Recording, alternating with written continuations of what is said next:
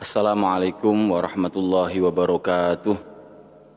Alhamdulillahirabbil alamin wassalatu wassalamu ala asyrafil anbiya'i wal mursalin sayyidina wa maulana Muhammadi wa ala alihi wa sahbihi ajma'in. Amma ba'd. Fa inna asdaqal hadithi kitabullah wa khairal hadi hadi sayyidina Muhammadin sallallahu alaihi wasallam wa syarral umuri muhdatsatuha. Kullu muhdatsatin bid'ah wa kullu bid'atin dhalalah wa kullu dhalalatin finnar. Subhanaka la ilma lana illa ma 'allamtana innaka antal alimul hakim. Seluruh santri Pondok Kulon Banon, keluarga, wali santri, alumni dan sahabat semuanya yang semoga dirahmati Allah. Mari kita buka pengajian sore hari ini meskipun terlambat 5-10 menit dengan bacaan Ummul Kitab. Semoga dengan berkah surah Al-Fatihah Allah berikan keberkahan kepada keluarga kita. Allah jauhkan kita dari mara bahaya. Ala hadiniyah wa ala kulli niyatin salihah wa ila hadrati Rasulillah. Al-Fatihah. A'udzu billahi minasyaitonir rajim. Bismillahirrahmanirrahim. Alhamdulillahirabbil alamin. Arrahmanir rahim. Maliki yaumiddin. Iyyaka na'budu wa iyyaka nasta'in. Ihdinas siratal siratal ladzina an'amta 'alaihim ghairil maghdubi 'alaihim waladdallin. Amin. Kita memasuki halaman 72. Rawa Abu Dawud wa Nasa'i wa Ibnu Majah. Imam Abu Dawud, Nasa'i, Ibnu Majah meriwayatkan hadis wa lafdhu li Abi Dawud. Sementara redaksi hadis berikut ini adalah milik Abi Dawud. Mereka meriwayatkan min hadis Amr bin Syu'aib an abihi, dari bapaknya Amr, an jaddihi, dari kakeknya Amr. Ada yang menyebut kakeknya Syu'aib. Dari kajian hadis, sanad hadis, jadi sejarahnya Amr ini punya sahifah, itu lembaran-lembaran berisi kumpulan hadis yang ia riwayatkan dari tertulis Amr bin Syu'aib. Jadi dari bapakku, dari bapak, dari kakek, dari bapak, dari kakek.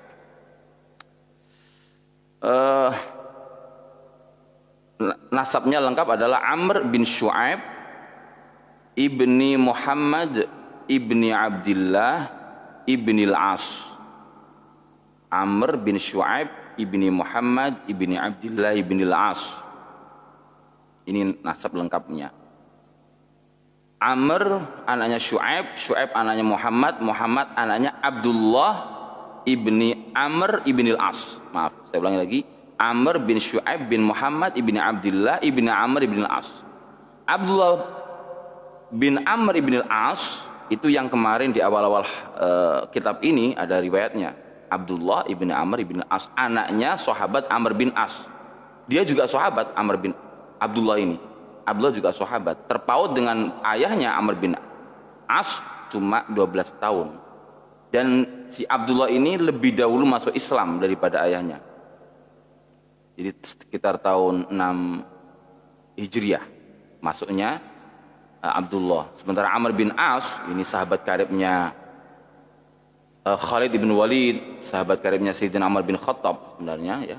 Dari mulai kecil dia Amr bin As tahun 7. Lah, ini menjadi perdebatan. Intinya begini. Kalau jaddihi ini artinya kakeknya Amr, berarti dia Muhammad. Namanya Jad ini Muhammad. Kalau Muhammad dia bukan sahabat. Kalau bukan sahabat meriwayatkan anna rajulan atan nabi, meriwayatkan hadis, namanya hadis mursal. Tabi'i meriwayatkan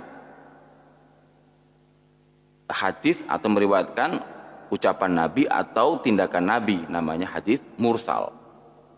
Tapi banyak ulama mengatakan mursalnya riwayat ini, riwayatnya Amr bin Syu'aib an abihi an jaddihi, ini diterima. Kalau jaddihi berarti kakeknya Syu'aib, bukan kakeknya Amr, kakeknya Syu'aib, berarti dia adalah Abdullah ibni Amr ibni Al-As, sahabi. Kalau sahabi berarti Amr bin Syu'aib an abihi, bapaknya Syu'aib, namanya Syu'aib, abihi itu an abihi, dari bapaknya Amr namanya Syu'aib. Tapi Syu'aib melompat dari kakeknya yaitu Abdullah bin Amr bin As, berarti hadis munqati. Karena si Syu'aib tidak bertemu Abdullah ibn Amr ibn al-As. Tapi juga diterima. Ini karena sudah sahifah ini masyhurah gitulah kira-kira. Atau khilaf antara ulama. Baik. Anna rajulan, sesungguhnya ada seorang laki-laki atan Nabi yang mendatangi Nabi sallallahu alaihi wasallam faqal, lalu dia berkata, "Ya Rasulullah, kaifat tuhuru?" Kaifa khabar muqaddam. Bagaimana bersuci itu? Fada'a Rasulullah. Maka mengundang artinya mengundang sahabat lain bimain supaya membawa air. Air tadi fi ina'in yang di dalam sebuah wadah. Fa ghassala kaffaihi, lalu Nabi mempraktekkan langsung. Nabi tidak pakai teori, tidak pakai verbal gitu ya. Tapi Nabi memilih mana air, lalu Nabi mempraktekkan langsung. Fa ghassala kaffaihi, Nabi mengajarkan wudu ya. Kira-kira kita ini kalau diminta ngajari wudu udahlah sajalah yang lain, santri senior saja, nggak usah kiai. Nabi mempraktekkan sendiri. Fa ghassala kaffaihi, Nabi lalu membasuh kedua telapak tangannya. Kaffaihi, kedua telapak tangannya. Salasan, 3 kali. Tsumma ghassala wajhahu salasan, lalu Nabi membasuh wajahnya 3 kali. Tsumma ghassala dhira'aihi salasan, lalu Nabi membasuh lengan tangannya 3 kali. Dhira' itu antara ujung jari sampai dengan siku. Dhira'. Membasuh 3 kali. Tsumma masaha bi ra'si, lalu Nabi mengusap kepalanya. Tidak ada kata-kata 3 kali. Pakai riwayat umum atau riwayat khusus pernah kita di pengajian kita Syarhul Mahalli ya, kita sudah bahas. Fa adkhala isba'ihi, setelah mengusap kepalanya, lalu Nabi memasukkan kedua jarinya, yaitu as-sabbahataini, 2 jari telunjuk, fi udhunaihi, dimasukkan di dalam kedua telinganya, wa masaha bi ibhamaihi, lalu Nabi mengusap. Beda antara masaha dan ghassala. Ghassala membasuh, masaha mengusap. Kalau ghassala berarti ada sayalanul ma', air yang mengalir. Kalau masaha tidak, cukup tangan ini basah. Wa masaha bi ibhamaihi, dengan jari kedua jempol Nabi mengusapnya ala dhahiri udhunaihi, atas bagian luar kedua telinga Nabi, bagian luar telinga Nabi. Ya, jadi begini ya, bagian luarnya. Wabis sabbahataini, dan dengan 2 telunjuk Nabi, batina udhunaihi, mengusap bagian dalam kedua telinga Nabi. Jadi yang ini bagian dalam, yang telunjuk ini. Setelah itu tsumma ghassala rijlaihi, lalu Nabi membasuh kedua kakinya. Salasan 3 kali, berarti kanan dulu 3 kali, kiri 3 kali. Ini yang dilakukan Nabi, bukan kanan kiri, tapi kanan, kiri. Tsumma qala, lalu Nabi berkata, hakadzal wudu'u, demikianlah cara berwudu. Faman zada ala hadza, siapapun yang menambahi ini, au naqasa, atau mengurangi, faqad asaa wa dzalama, maka dia telah berbuat salah dan berbuat zalim. Atau riwayatnya terbalik, au dzalama au asa, berbuat zalim dan berbuat salah. Ya. Tapi ini artinya adalah campuran antara hal-hal yang wajib dari wudu dan hal-hal yang sunnah, dan sunnahnya itu sangat sunnah, seperti membasuh kedua telapak tangan. Ini sunnah, tapi sangat sunnah sekali dilakukan. Jangan sampai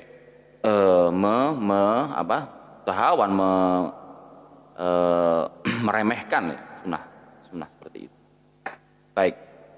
Warawal Bukhari, Nabi mempraktekkan langsung. Di dalam hadis ini intinya adalah Nabi mempraktikkan langsung cara berwudu dan itu lebih mudah memahamkan. Warwal Bukhari an Muadz bin Abdurrahman anna ibn Aban, sesungguhnya Ibn Aban akhbarahu, menceritakan kepadanya, nyanya ini Muadz. Qala, lalu Aban berkata, ataitu Utsman bin Affan, aku pernah mendatangi Sayyidina Utsman ibn Affan. Bitahurin, aku datang membawa air. Bitahurin, membawa air yang suci. Wa huwa jalisun 'alal maqaidi, dan saat itu Sayyidina Utsman dalam keadaan duduk. 'Alal maqaidi, di atas tempat duduk. Lalu Utsman fatawaddo'a, Sayyidina Utsman berwudu, fa ahsanal wudu'a, dan melakukan wudu dengan baik. Fa ahsana, mongko bagusiannya melakukan dengan baik, al wudu'a, wudu. Tsumma qala, lalu Utsman berkata, ra'aitun nabiyya, aku pernah melihat Nabi sallallahu alaihi wasallam yatawaddau, berwudu, wa huwa, dan Nabi fi hadzal majlisi, di tempat duduk ini yang saya duduki sekarang ini. Fa ahsanal wudu'a, saya menduga ya di masjid mungkin ya, di area masjid itu memang ada tempat wudu, Masjid Nabawi zaman dulu itu ya. Tapi wallahu alam, ini dugaan saja.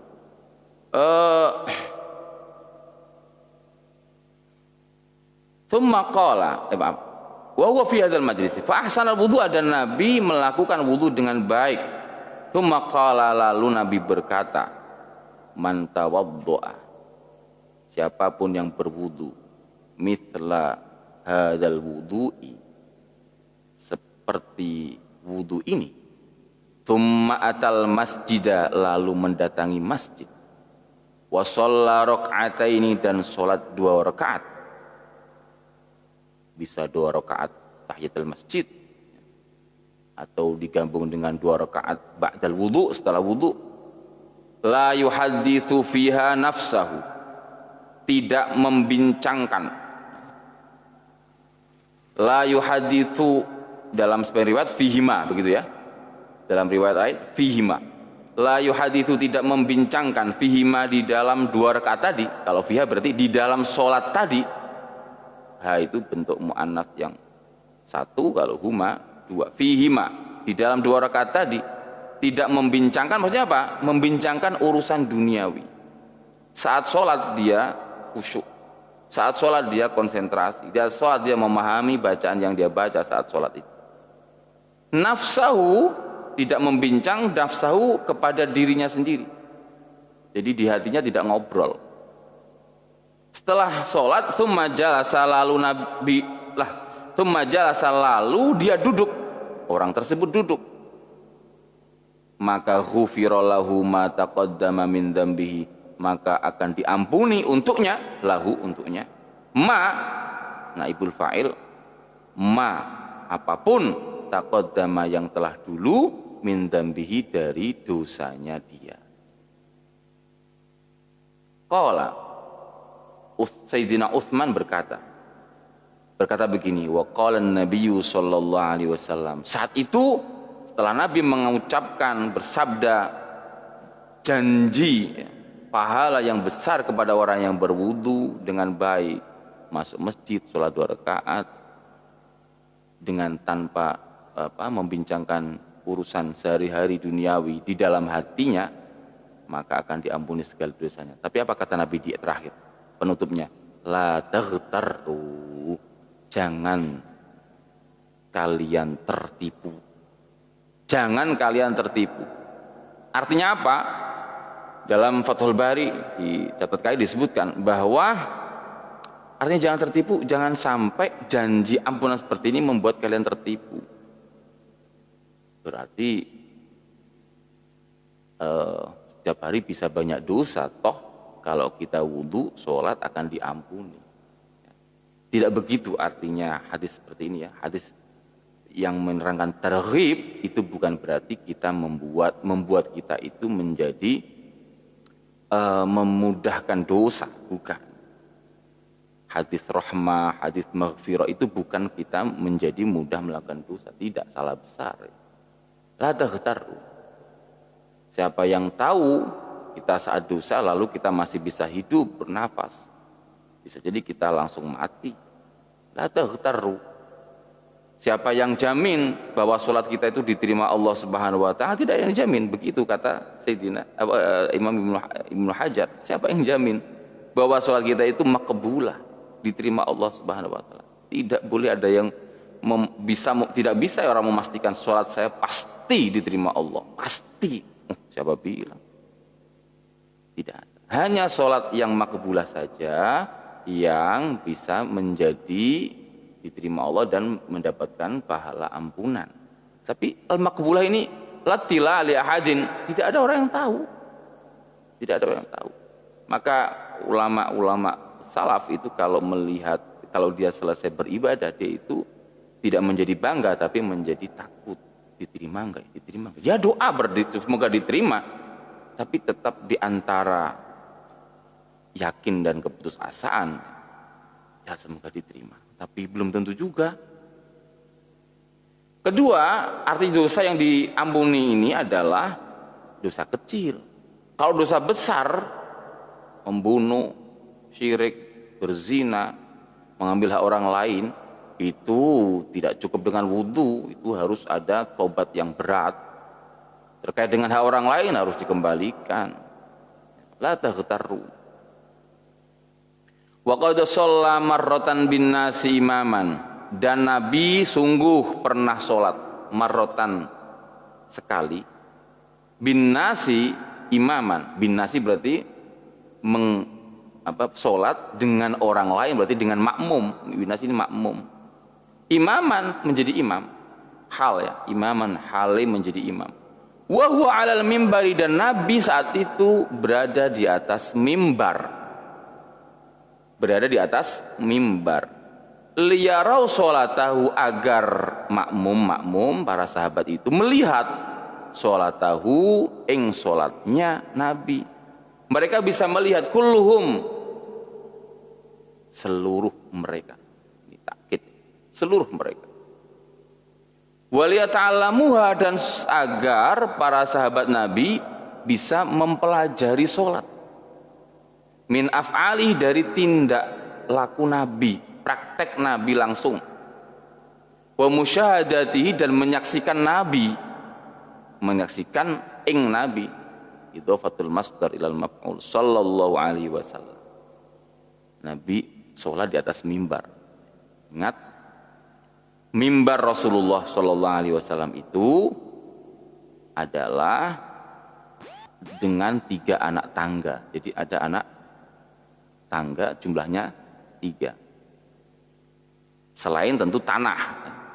Masjid Nabi itu saat itu tanah, lalu ada anak tangganya, ada tangga, anak tangganya 1, 2, 3. Itu anak mimbar Nabi ini yang dalam sebuah kisah itu, makanya sudah pernah saya singgung. Nabi ketika datang di Madinah buat masjid itu, kalau Nabi khutbah itu Nabi memegangi apa? Kayu. Kayu ini adalah pohon kurma yang dipotong. Jadi Nabi selalu memegang kayu ini saat berkhutbah. Lalu ada perempuan, saya nggak tahu kenapa hadisnya ini perempuan yang usul ya. Dia itu detail, ini nggak enak ini. Kalau Nabi khutbah seperti itu, posisinya berdiri di atas tanah, itu nggak bisa lihat yang belakang. Seorang perempuan lalu usul kepada Rasulullah, ya Rasulullah, bagaimana kalau saya buatkan mimbar yang engkau bisa berdiri di atasnya, bisa lebih tinggi, yang belakang bisa melihat. Nabi menyetujui, dan akhirnya perempuan tersebut memerintahkan tukang kayunya buatkan mimbar. Dipasanglah mimbar itu akhirnya di Masjid An-Nabawi. Nah, hadis di Bukhari ya, bahwa saat pertama kali menggunakan mimbar tersebut, mimbar baru tersebut, tentu mimbar lama digeser. Bukan mimbar lama, kayu yang selama ini dipakai Nabi itu digeser ke belakang. Nabi naik khutbah itu terdengarlah suara tangisan seperti tangisan anak kecil. Semua isi masjid mendengarnya. Seluruh sahabat Nabi yang di dalam masjid mendengarnya. Dan ternyata sumber suaranya dari kayu yang tadi digeser itu. Lalu Nabi turun, Nabi berjalan menuju kayu itu dan kayu itu dipeluk seperti memeluk bayi. Ngerem-ngerem. Jadi kayu itu nangis kira-kira, sekarang saya nggak disentuh Nabi lagi. Jadi dia menangis. Jadi ini membuktikan bahwa semua benda itu punya kehidupan. Dan seperti Nabi itu bisa merasakan kehidupan makhluk-makhluk Allah di muka bumi ini. Karena kasih sayang Nabi itu tidak terbatas kepada manusia, tapi rahmatan lil alamin. Sehingga kayu pun bisa merasakan bedanya antara semula disentuh dan tidak disentuh. Semula disentuh kemudian tidak disentuh. Dipeluk Nabi. Hari kemarin saya kisahkan bahwa kayu itulah disebutkan wal audu yabki. Kayu pun menangis. Kayu itulah kemudian ditanam di bawah tiang mukhallaqah biar tetap berdekatan dengan Rasulullah SAW. Baik, mimbar ini dipakai Rasulullah. Dan Nabi menyebutkan dengan hadis yang populer ya, bahwa antara rumahku dan mimbarku adalah raudhah min riyadil jannah, taman dari taman surga yang sekarang disebut raudhah. Tapi raudhah itu ingat, mulia dia, betul mulia, tanah mulia. Tapi mulianya karena Rasulullah.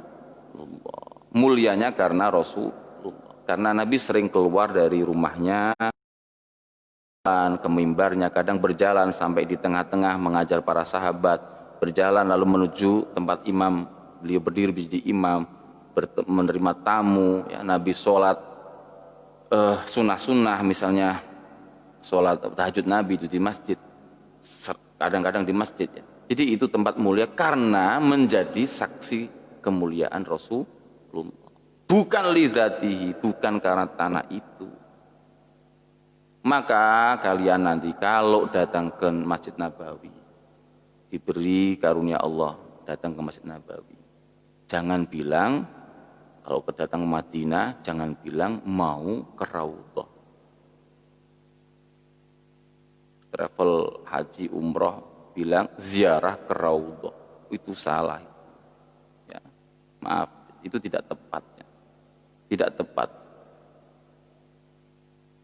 Kok datang ke Raudhah itu ngapain? Ziarah itu ada yang didatangi, ziarah itu ada mazurnya yang diziarahi. Siapa di Raudhah? Jangan bilanglah saya datang untuk menziarahi Rasulullah. Raudhah itu nggak ada artinya tanpa Rasul. Dia itu karena bekas injakan Nabi, pas duduknya Nabi. Itulah wilayah yang paling sering dikunjungi Nabi, antara rumah sampai mimbarnya. Maka Al-Imam Malik ibnu Anas, Imam Daril Hijrah, imam dalam mazhab Maliki ya, pendiri mazhab Maliki, berkata kalau kau datang ke Madinah, bahkan beliau berkata begini, jangan berkata menziarahi kuburan Nabi. Jangan menziarahi kuburan Nabi. Kubur itu benda mati, tanah. Bilanglah saya menziarahi Rasulullah sallallahu alaihi wasallam. Saya menziarahi Rasul, tegas gitu. Rasulullah yang kita datangi itu Rasulullah. Kalau kita ziarah ke Raudhah masa assalamualaikum ya Raudhah gitu. Enggak. Assalamualaikum ya Rasul.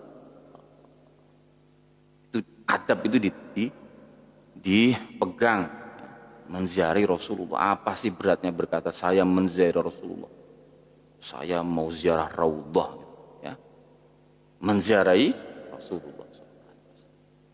Baik, mimbar ini ada tiga anak tangga. Nabi kalau khutbah naik di anak tangga pertama, anak tangga kedua, kaki Nabi di anak tangga kedua. Kalau khutbah Jumat, Nabi ketika duduk di tengah-tengah khutbah itu, di antara dua khutbah itu, Nabi akan duduk dan Nabi menduduki anak tangga yang paling atas. Kakinya di anak tangga yang kedua, ini mendudukinya di anak tangga paling atas. Ingat ya. Baik, lanjut, nanti saya kisahkan insyaallah di akhir. Rawal Bukhari wa Muslimun Imam Bukhari, Imam Muslim meriwayatkan wa lafdzu lil Bukhari, dan lafaz ini itu milik Imam Bukhari. An Sahal bin Sa'ad As-Sa'idi radhiyallahu anhu qol, sahabat Sa'ad berkata, ra'aitu Rasulullah sallallahu alaihi wasallam, aku melihat Nabi, qama 'alal mimbari, berdiri di atas mimbar, fastaqbalal qiblat, lalu Nabi menghadap kiblat. Menghadap kiblat ini, kalau khutbah kan membelakangi kiblat, ini menghadap kiblat. Di atas kakinya berarti di apa tadi? Di anak tangga kedua. Wa kabbara, lalu Nabi bertakbir, Allahu Akbar. Jadi Nabi sholat ini. Wa qaman nasu khalfahu, dan orang-orang berdiri di belakangnya. Faqara'a wa raka'a, Nabi membaca apa kira-kira? Al-Fatihah, membaca surah ya. Wa raka'a, Nabi ruku'. Wa raka'an nasu khalfahu, dan orang-orang pun ruku' di belakang Nabi. Tsumma rafa'a ra'sahu, Nabi pun mengangkat kepalanya dari apa? Ruku'. Namanya apa? I'tidal. Tsumma raja'al qahqara, lalu Nabi mundur. Raja'a itu mundur, al-qahqara dengan, ini masdar maf'ul mutlaq, al-qahqara dengan mundur. Ada yang roja'a tidak mundur, ada mundur tapi maju. Bayangkan kamu di depan kelas, kamu maju di depan kelas, lalu kamu mundur, gimana mundur kamu? Membelakangi gurumu yang di depan atau menghadap gurumu sambil mundur? Paham ya? Di depan kelas kamu, lalu kamu kembali ke bangku kelasmu, dari depan. Kamu kembali ke bangku kelas itu namanya kamu mundur. Tapi mundurmu gimana?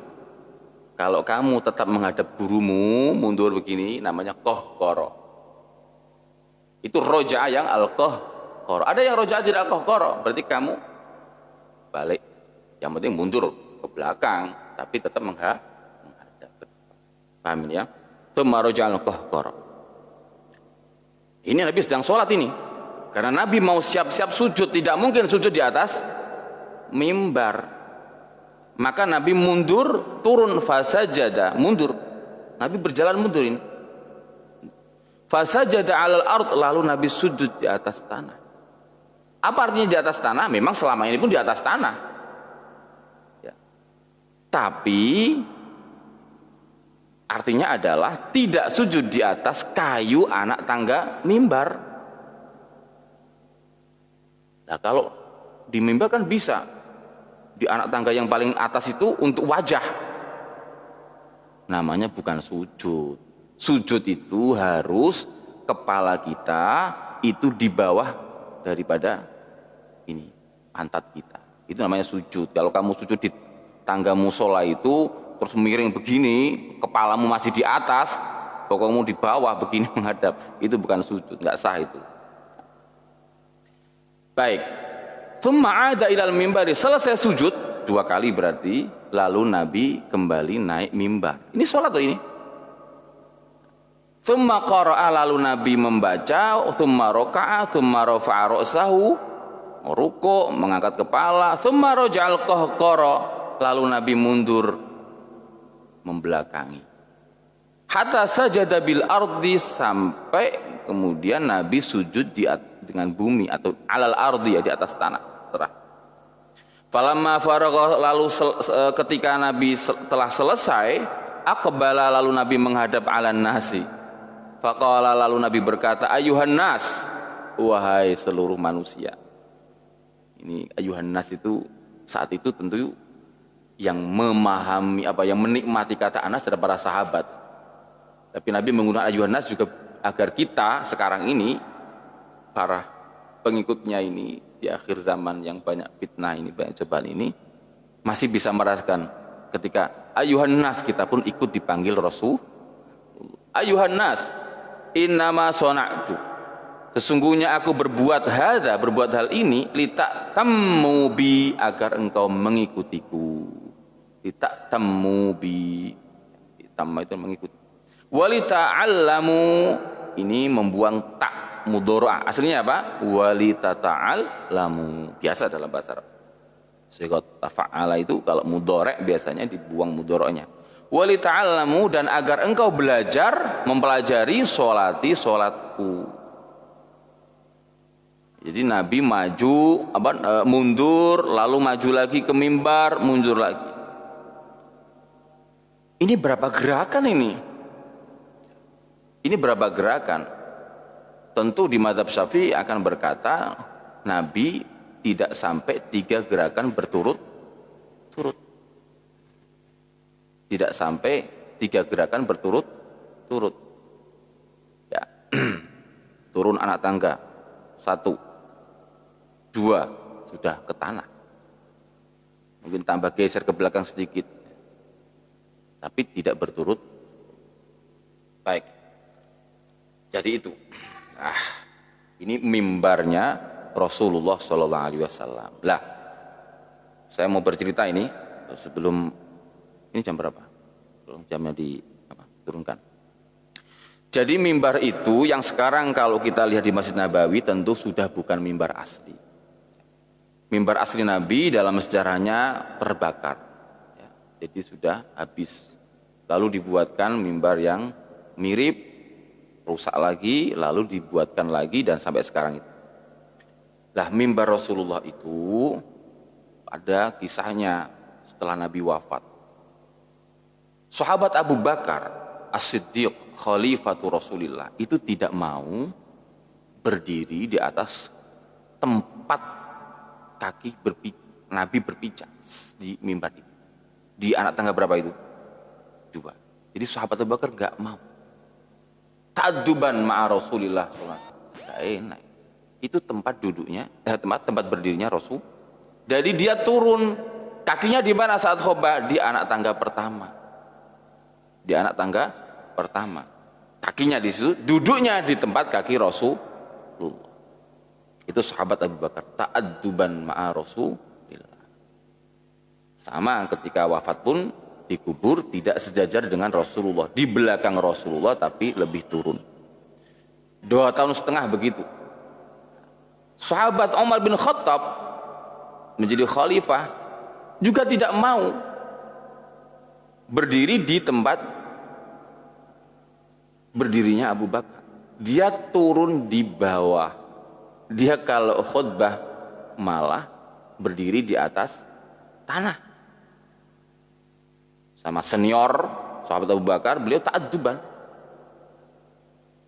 Lah, setelah Sayyidina Umar wafat, Sayyidina Utsman menggantikannya, terus gimana kira-kira? Ya itu. Terus mau kemana saya?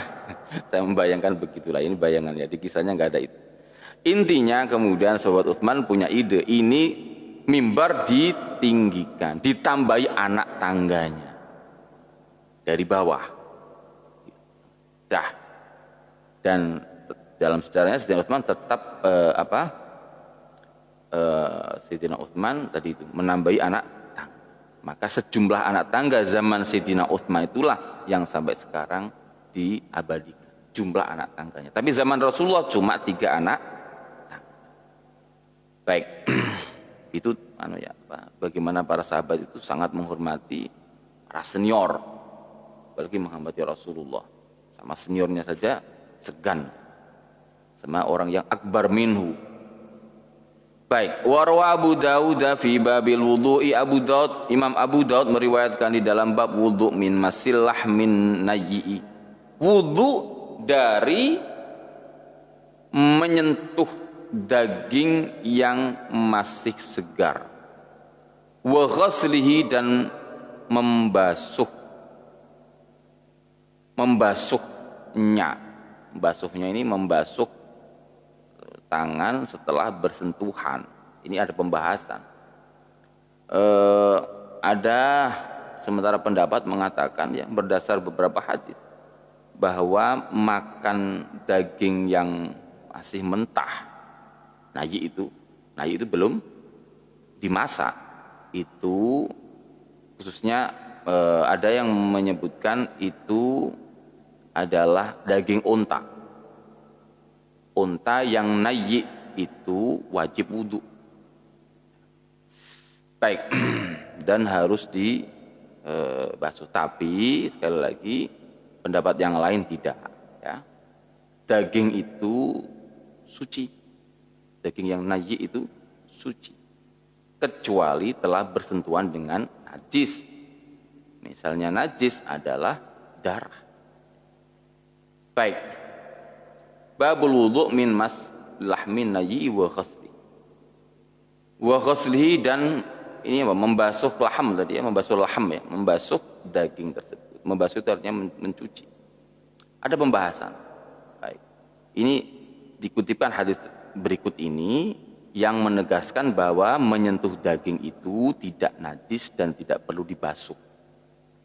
Ini hadis yang akan kita baca itu menerangkan juga hal itu, bahwa tidak perlu dibasuh dan tidak menajiskan.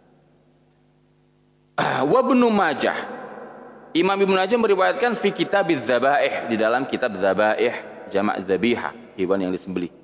Tepatnya di babis salkhi, bab salkh. Salkh itu apa? Menguliti. Wa lafdzul Ibnu Majah, dan lafaz atau redaksi berikut adalah milik Ibnu Majah. Baik. An Abi Sa'id al-Khudri radhiyallahu taala anhu anna Rasulullah sallallahu alaihi wasallam marra bi ghulamin. Nabi berpapasan dengan seorang ghulam. Ghulam itu biasanya artinya anak muda lah. Atau kadang ghulam artinya budak. Baik, bi ghulam. Yasluhu, yang menguliti, yang sedang menguliti syatan, kambing. Faqala lahu Rasulullah sallallahu alaihi wasallam. Lalu Nabi berkata kepadanya, tanaha. Nabi datang berpapasan melihat itu, Nabi memperhatikan, lalu Nabi berkata, tanaha, menyingkirlah atau nyingkreh. Tanaha anni, tanaha, nyingkreh atau minggir. Hatta uryaka, fil mudhari', hatta uryaka, sampai aku tunjukkan kepadamu, madinya arah. Lalu fa'adkhala, Rasulullah, lalu Nabi memasukkan sallallahu alaihi wasallam yadahu, tangannya, bainal jildi wal lahmi, antara kulit dengan daging. Cara menguliti kan begitu kan? Apa? Selopokno begitu. Fadahasa biha, sama, fadahasa, lalu Nabi memasukkan biha, tangan, hatta tawarat, sampai tertutup tangan tersebut, hatta tawar, sampai tertutup tangan tersebut, ilal ibti, hal ini ya, sampai dengan apa ini, ketiak. Jadi sampai tenggelam, sampai selesai, sampai ujung gitu. Pol. Nabi menguliti. Wa qala, lalu Nabi berkata, ya hulam, hakada, seperti inilah, fasluh, maka kulitil, maka engkau mengkuliti hewan ini seperti ini. Ya hulam, hakada fasluh. Tsumma madha, lalu Nabi berlalu, wa shalla, dan Nabi sholat linnasi, untuk manusia, untuk para makmum, para sahabat, walam yatawadha, ini yang penting, dan Nabi tidak wudu. Hadisnya yang dipegang bahwa daging segar pun tidak najis, tidak perlu wudu, tidak perlu dibersihkan ya. Nabi sendiri seperti ini, dan ingat ini jika dagingnya tidak bercampur dengan. Baik, di sini Nabi bukan hanya persoalan wudu, Nabi memberi contoh bahkan persoalan praktek keterampilan keseharian seperti menguliti kambing. Seperti ini loh caranya, Nabi tunjukkan. Kalau orang misalnya pinter ya, lihat seseorang berlaku salah, itu kira-kira kan mudah marahnya kan, enggak ngono, tak warai, tak beritahu caranya begini-begini, itu enggak masuk itu, atau kurang masuk. Langsung praktek seperti ini caranya, langsung praktek. Lihat ya, hakada fasluh. Ini adabnya Rasulullah Shallallahu Alaihi Wasallam. Baik, lanjut. Ta'limuhu, pendidikan Nabi asy-syara'a, beberapa syariat atau semua syariat, bitadriji, dengan bertahap, gradual, bertahap, step by step, dari langkah satu ke langkah yang lain. Wa kana sallallahu alaihi wasallam yura'i, Nabi itu memperhatikan at-tadrija tadi, bertahap, fit ta'limi, di dalam mengajar, mendidik. Fakana yuqaddimul ahamma fal aham, Nabi itu mendahulukan yang paling penting, fal ahamma, lalu yang lebih penting berikutnya, maksudnya yang di bawahnya lagi, yang paling penting dan seterusnya. Wa yu'allimu syai'an fasyan, dan mengajari sedikit demi sedikit atau satu persatu najman syai'an itu maf'ul ya, syai'an ing sesuatu fasyan, najman ya, najman itu dengan tahapan satu, najman jadi apa ini, jadi maf'ul aja, maf'ul bih ya, najman tahapan berikutnya. Najm itu dalam bab kitabah artinya juga tahapan cicilan ya, nujum, tahapan cicilan. Najman aslinya artinya bintang, karena waktu saat itu, zaman dulu itu menggunakan bintang, maka kadang waktu pun disebut dengan najm, bintang. Tapi makna majas berikutnya artinya najm adalah apa? Tahapan atau langkah atau waktu. Liyakuna aqraba tanawulan, agar lebih dekat atau lebih mudah tanawulan, dikonsumsi, mudah difahami. Wa asbatan, lebih mengukuhkan alal fuadi, atas hati, berupa hifdzan, menghafal, wa fahman, dan memahami. Dihafal mudah, difahami mudah.